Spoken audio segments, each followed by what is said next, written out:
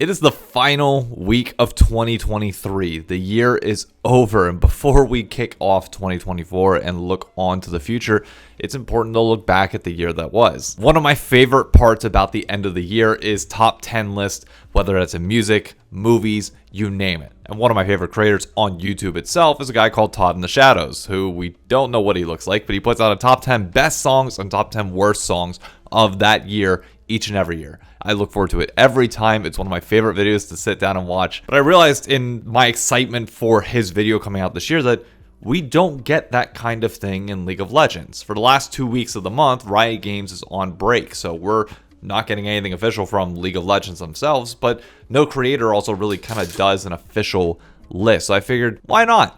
Let's do it. And rather than going into the good at first, I think it's best to just start off with the bad and end the year on a positive note, because there were some really high highs and really low lows this year. It felt like we got both ends of the spectrum more so than any other year. So let's kick it down into the pit, starting with number 5.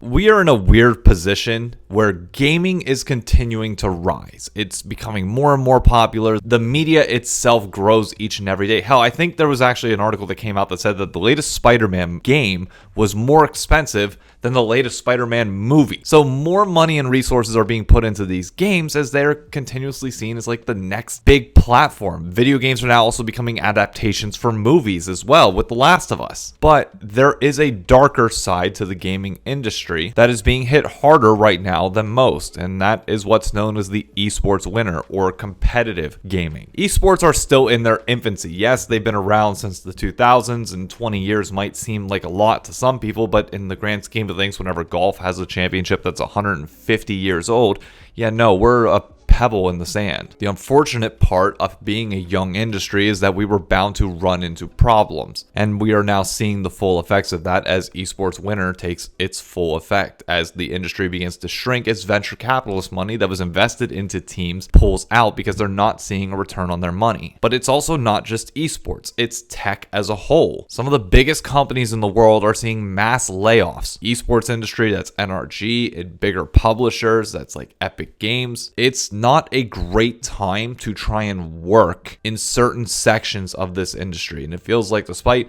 there being a ton of jobs out there, we saw a lot of layoffs this year and a lot of people lose their jobs in an industry that they really like. There isn't one specific moment that I think I can really call out from this year as like the real oh shit, like everything's kind of hitting the fan. It just was a progressive snowball that kept building as time went on, and the chain of that was set in motion back like 2 years ago now. So I just want to use this one to pour one out for everybody that did lose their job this year. Sucks that you got affected, and I hope that everybody's landed on their feet the best that they can. And here's to hoping that 2024 is better. Maybe we're in a better position and we have a more solid foundation that will let us grow into future years. Number 4. In a hyper-capitalist world, there's not many chances that consumers of products just get something for free, or at least for a pretty good advantage. One of those was actually the Amazon Prime and League of Legends deal, where many Americans, whether you yourself have it or your parents have it, typically had Amazon Prime. It's like $100 for the entire year, and it's hella worth it if you order literally anything online and want decent shipping. A few years ago now, whenever Amazon announced that they were having a deal with Riot Games that would include games like Valorant, TFT, League of Legends, Legends of Runeterra, where you got free RP and free stuff in-game just for having a Prime membership, was great. You had people from other countries buying Prime just to get it. But unfortunately, as a very late addition to this list, Amazon announced that they would not be re-upping their partnership with Riot Games, ending, quite frankly, one of the best things that we had going for us. While it's not directly game related and doesn't technically have an impact on anything within the game itself other than your ability to like buy skins or buy event passes more consistently because you're getting free RP, it was still a punch in the gut for a lot of people. In a world where you feel like you're getting charged for everything, in a world where Riot now has a $200 chroma in-game, which that's a whole other can of worms. That, quick note, I still don't get the outrage on that. You don't have to buy a chroma for $200 if you don't want to, and I don't understand this need. It's a need to have everything for a reasonable price. There are some things that, hey, if the whales want to get it, the whales want to get it. You don't have to own a Lamborghini. You can still buy a Ford Focus or literally any other car and be perfectly fine. It's still a car, or in this case, it's still a skin. There's other skins out there. Even the base skin itself is like a reasonable price. It's just this one chroma. I get it could potentially set the precedent for dangerous trends later on, but we're nowhere close to that point yet. So I never understood the worry about that. But for Amazon Prime, we lost a really good partner. Who knows? Maybe a replacement will come. Maybe it won't. But in a world where you feel like you're getting taken advantage of all the time and we finally got a break, this one cut a little deep and it sucks. Number 3. I have avoided the controversial takes up to this point, but now's whenever the comment section starts to get littered, and I can't not talk about this. I can't avoid this issue, and I know how divisive it's going to be, so I will just say please be respectful when talking about this. You go at anybody personally, I will be flagging comments and like trying to track this as best as I can, because I've already seen the reaction is online. And number 3 starts with an ultimate. A Karthus Ultimate. League of Legends is one of the few main games out there that does not have voice comms in it. And to be very clear, I think it should. Every other major game, including Riot's other major title in Valorant, has voice comms. And if people say, oh, it's too toxic of a fan base and too toxic of a community to really have voice comms, I don't want to have to deal with it, then that's on Riot to make sure that they police it better. That's not on everybody else. So yes, voice comms should 100% be in League of Legends. But because Riot has taken the stance that they don't want to add it, at least as of yet, we've had to have workarounds around it, which includes ping systems in the game. At the beginning of this year, Riot thought it was going to be a good idea to add this one into the game. The bait ping, which just, again, anybody with eyes saw the problem coming with this. Like the moment it was announced, everybody's like, oh, that's a rope. So, of course, the community uses that to just bait it as a kind of, a negative reinforcement to some people, which it eventually got removed. And then changes to the pinging system kept coming as Riot tried to resolve some of the toxic sides of pinging that came with people who can't outright flame their teammates or don't get banned from the game, finding new and unique ways to annoy people, which included mass spam pinging. So one of the other countermeasures that Riot took, and specifically Freak spoke out about, was reducing the amount of times that you could ping something. The reason why that Karthus Ultimate comes in handy is because that is what led to this specific clip. You can type Karthus ult if you need to, by the way. It's not hard. You can type. Oh man, and this is where things just spiraled off the rails. People started laying into Freak to an extreme manner, to the point where he's cut out social media, which I get. Nobody wants to deal with death threats and all the crap that he probably has to deal with on a consistent basis. Believe me, I'm not even a big creator, and I see some of that crap in my comments, and you just try and delete it and move on. But I completely understand that it's definitely different at the level that he's at. But the underlying problem is the fact that people think that it is better to just type that out and type Karthus ult this time is flawed thinking.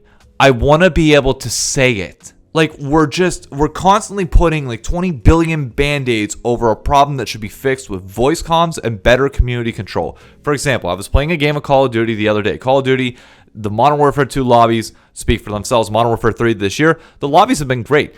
Everybody's in there shit-talking, having a good time. It's lighthearted. It's fun. But you do get some bad apples. And we had one guy that came in and dropped the N-bomb a few times. And the voice channel automatically, permanently muted him after the second time of him saying it in a row. It automatically detected it, and he was gone. He was still able to play. Didn't ban him from the game itself, but banned him from communicating with anybody. He couldn't type. He couldn't say anything. There was nothing he could do, which is great. We were all shocked. I was like, wow, that was fast acting. Now, that's not going to happen for everybody. There's people that are incredibly passive aggressive that don't say any words that would trigger a filter like that to automatically mute. But if you have a system that allows people to report and the game itself tracks voice comms, it's not hard for people to go in and be like, yep, this person said something that's really fucked up. We're going to ban them or punish them for it. When you have direct voice comm logs, that is easier to establish intent than it is to worry about pinging.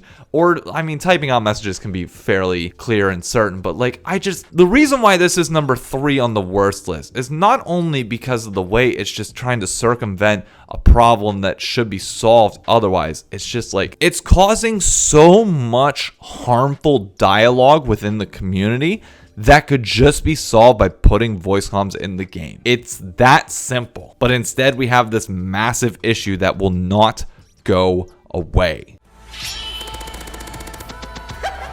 Number 2. This one hurts me to talk about more than most, and it's the area that I'm probably most familiar with. If you've watched any of my content before this, if you're new around here, be sure to subscribe. But let's talk about the LCS. 2023 was the most miserable year for the LCS that we have ever had. There was a swap to weekdays in an effort to make sure that Valorant could have the studio. Riot said that it wasn't because of Valorant, but then in later interviews later in the year, they noted, well, we just don't have the space at the time being, and we kind of just have to stick to this decision for the time being. So yes, you made the choice for Valorant, whether you agree to that or not. And the philosophy coming into this was, hey, we're putting too much League of Legends on the weekend, that we think our fans overlap from region to region to region to the point where when the LEC is on prior to this and then the LCS is on afterwards, they just don't want to watch the LCS afterwards. I have no problem publicly saying this, but whoever had that data set and whoever made that decision, I hope they are not in a position where they get to make choices like that ever again. Because what we saw as a result of this was the worst year of the LCS in terms of viewership that we have ever seen. Average minute audience dropped below 6 figures for the first time ever in summer. The fall off is the most extreme that we've ever seen, and we had some really good storylines and some really good players, but nobody could freaking watch it because it was on weekdays. People get off work at 5 o'clock on the East Coast, actually 6 o'clock for most corporate jobs, and then 1 or 2 games are already going to be done by the time that they're home. And when you're putting the best games on first, you've basically missed the entire day because nobody wants to watch fucking Dignitas and Immortals battle it out at the bottom of the table. They haven't given us a reason to watch for years. Why would I start now? I tried holding watch parties here in New York City, as we've been doing for years. And do you have any idea how deflating it feels to know that when you would usually have watch parties that got, even just 10 to 15 people on a normal day, obviously upwards of that if it was a bigger match or like opening day, to have events where it was literally just myself and 1 or 2 other people? I'm incredibly appreciative to those that still came, and by no means is this meant to be like complaining about that. It is just saying that look at how far we have fallen. Now, luckily, this is on the bad list at the end of 2023, but there is some very positive upside heading into 2024.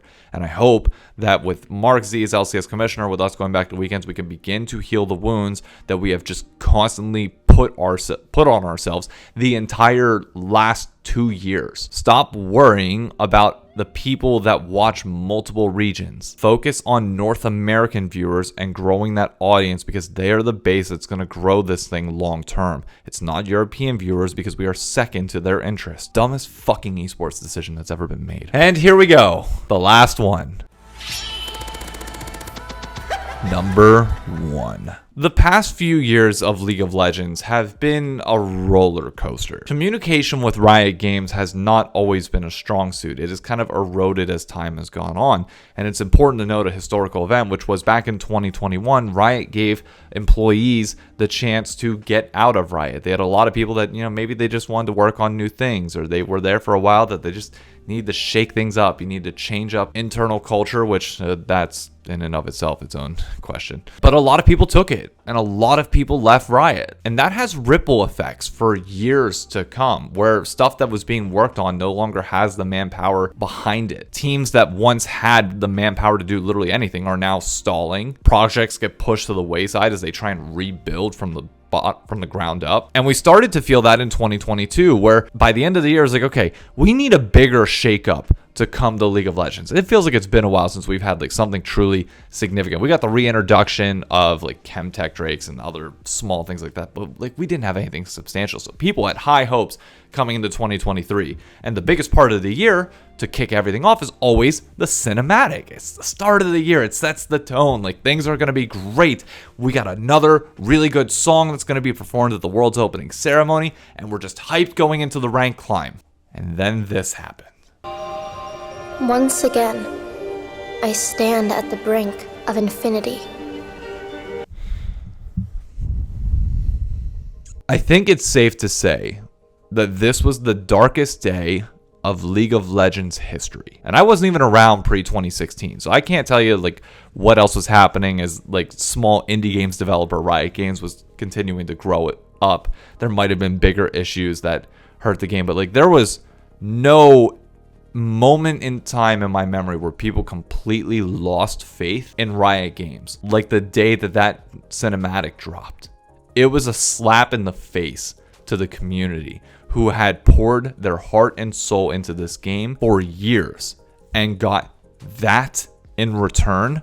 Really? And the worst part was there was no immediate communication on anything. It was just radio silence. There were so many conversations that I had with people around the time of like, should I move on from League? Do they give a single shit about me? Now, in hindsight, obviously things have turned around since, which is why I wanted to make the best video after the worst video, because this darkest day in League of Legends history then set in motion a ton of changes that needed to happen, including consistent communication from the developers and videos that they would put out, more engagement with people on social media, promises to fix certain things, promises of new game modes, of so much other stuff to come that at least restored some faith. And their actions in the later portions of this year backed that up, which is good. It wasn't just words, it was finally something behind that. But if you have the ability to, try and block out everything from that moment on as if it never happened and put yourself back in those shoes. It is a really